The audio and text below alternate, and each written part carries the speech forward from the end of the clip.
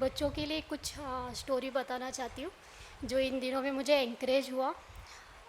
एक फैमिली था जिनके मम्मी सॉरी डैडी और एक बेटा था जो उसके डैडी हमेशा उसको बोलते थे कि जाके लाइट बंद कर और या के लाइट बंद कर या जाके पानी भर, और हमेशा बोलते थे कि ये जगह क्लीन कर। तो एक दिन वो बहुत काम तो करता था लेकिन वो कुड़कुड़ाता था, बड़बड़ करता था कि अरे डैडी मुझे क्यों बार बार लाइट बंद करने बोल रहे और पानी भरने बोल रहे हैं, क्यों डैडी ऐसे बोल रहे हैं।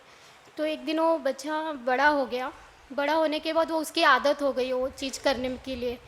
तो जब उसकी ये आदत हो गई तो उसको बोलना नहीं पड़ता था कि तू लाइट बंद कर, वो खुद से करता था।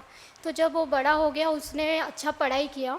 जब पढ़ाई होने के बाद उसे एक अच्छी कंपनी में जॉब मिला।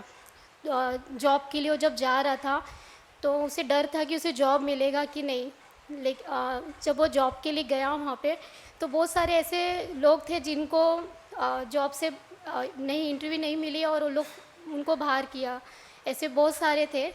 तो मुझे उसमें एक एंकरेज हुआ, सब बच्चों के लिए भी वो बहुत एंकरेज है कि बहुत सारे लोग को देखा गया कि वो अच्छे टैलेंट है, बहुत अच्छा पढ़ाई किया, लेकिन ये जो बच्चा था जिसको बचपन से उसके डैडी ने बताया था कि तुझे लाइट बंद करना है और पानी का बंद करना है, तो उसको बहुत गुस्सा आता था उस समय में। लेकिन जब वो उसकी आदत बन गई थी तो जब वो जॉब पे जब जा रहा था तो उसने देखा कि पानी था और बाहर ऐसे वेस्ट जा रहा था पानी। तो उसने क्या किया, वो जाके झाड़ के यहाँ पे लगाया ताकि वो पानी वेस्ट ना हो। तो उसके आगे जाते बाद उसने देखा लिफ्ट के बाहर की बहुत सारे लाइट चालू है। तो उस ऑफिस में जाते समय उसने सारे लाइट को बंद किया। और थोड़ा आगे जाते हुए उसने देखा कि बहुत सारी चीज़ें गंदे हैं तो उसने उसको क्लीन किया। तो ये उसकी आदत सी थी हो गई थी क्योंकि उसके डैडी उसको बचपन से इसकी आदत उन्होंने डैडी ने डाला। तो जब उसको जॉब के लिए अंदर जब उसको जाना था तो उसने देखा कि बहुत सारे लोग को तो लिया नहीं जॉब पे, तो मुझे क्या होगा करके वो अंदर गया।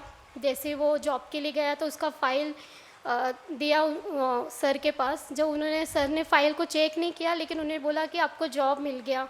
तो सर ने पूछा कि बेटे ने बोला कि जॉब कैसे मिला, आपने तो फ़ाइल चेक नहीं किया।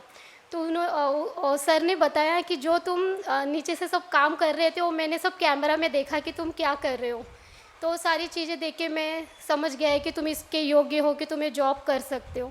तो हम अभी जो बाइबल पढ़ रहे हैं, बाइबल के अनुसार अगर हम बचपन से ही इसकी आदत डालेंगे तो हमारे लिए एक ये चरित्र बन जाएगा। तो हमको इसके लिए किसी के सामने ऐसे ढोंग नहीं करना पड़ेगा, दिखावा नहीं करना पड़ेगा।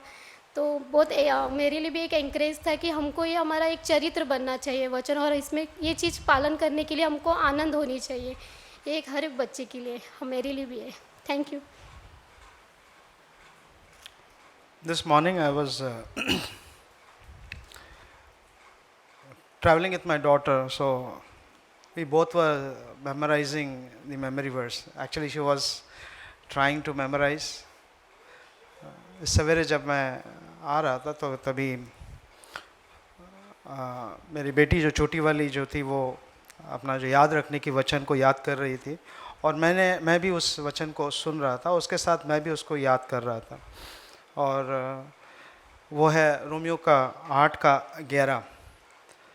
और मैं यही बोल रहा, उसके साथ दोहराता था ताकि उसको भी थोड़ा सा उत्साह मिले और उसको याद रखने के लिए उसको समझ मिले। और मैं यही बता रहा था कि वो वचन सिर्फ आप ऐसे ही मत याद करो, उसमें क्या लिखा है उस चीज़ को समझो, तभी आपको याद रखने के लिए बहुत आसान होगा। I was telling her that don't read it because it is written like that, but try to understand the meaning of the word what it is written, so it will be easy for you to understand the verse, because just reading it or memorizing it will just be there till there, उधर तक ही सीमित रह जाएगा। याद रखने के लिए मतलब वो याद रखने तक ही सीमित रहेगा। तो फिर उस वचन को मैं जब उसके साथ मैं दोहरा रहा था उसके साथ, वो जब बोल रही थी तो इसमें ऐसा लिखा है, if the spirit of him who raised Jesus from the dead। बहुत एक सोचने की बात है।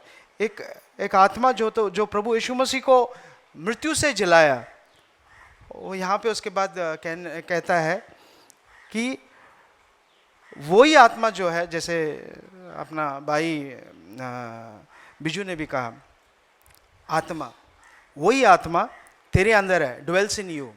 बहुत अच्छी बात है ना कि वो आत्मा मेरे अंदर है जिसने प्रभु यीशु मसीह को जिलाया, उसको उठाया मृत्यु से।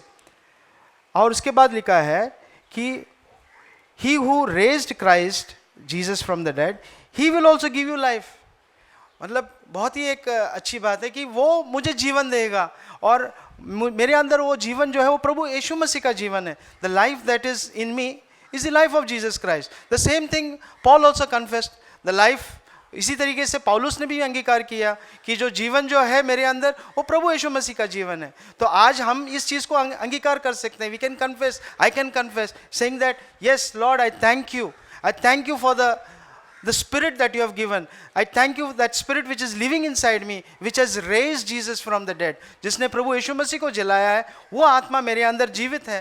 तो मैं धन्यवाद देता हूँ कि आज मैं जीवित हूँ और उसी आत्मा के द्वारा मैं जीवित हूँ। I thank you Lord for that. We can give thanks, as we were morning also we were thanking God for that. That the life He is giving us every day, He will also give life to your mortal body.